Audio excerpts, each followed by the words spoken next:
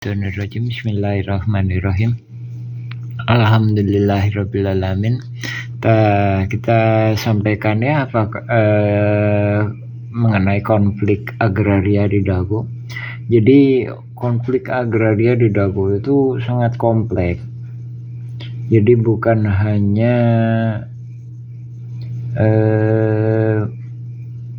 kasus 2016 saja, ini sejak lama udah terjadi.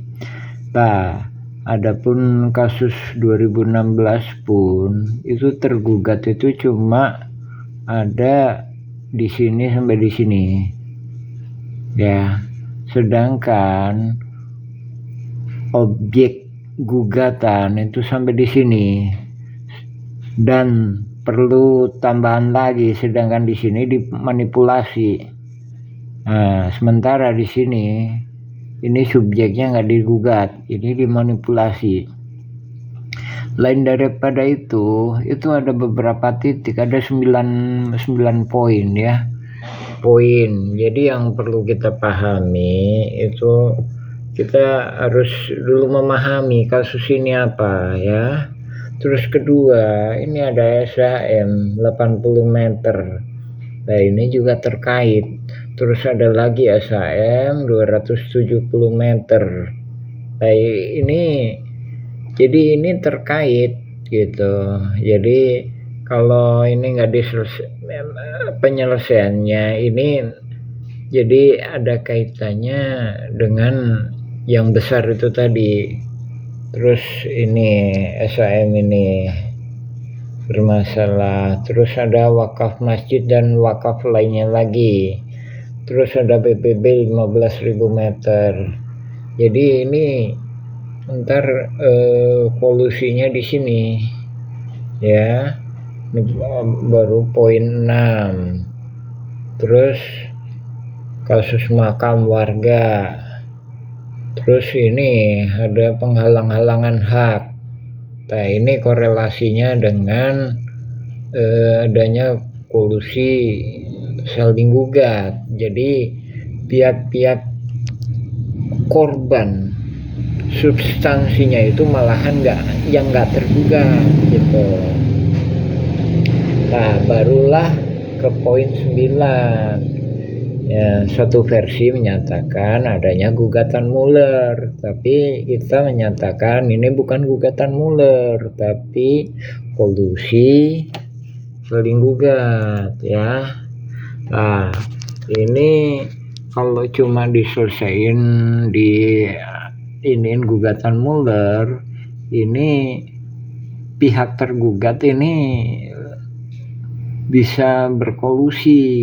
Dengan kata lain, ini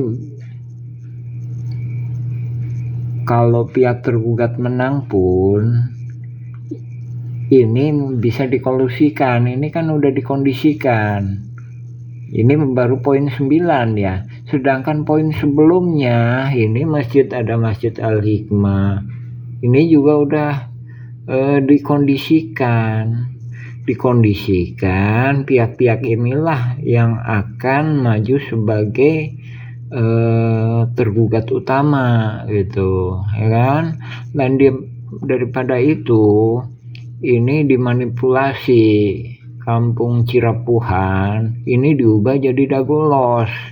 Jadi kalau kita lihat berkas putusan pengadilan negeri pun ya, itu pihak Mueller menyatakan menggugat wilayah Dagolos, objeknya wilayah Dagolos, padahal objeknya itu bukan hanya Dagolos, tapi Dagolos dan Kampung Cirapuhan.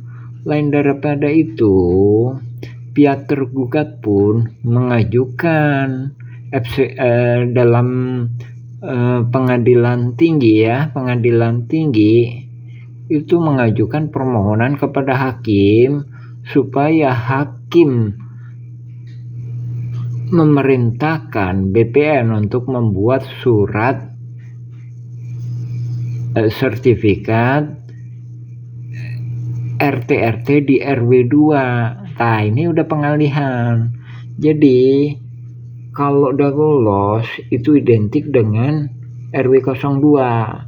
Tapi perlu diingat ya, ini oknum-oknumnya.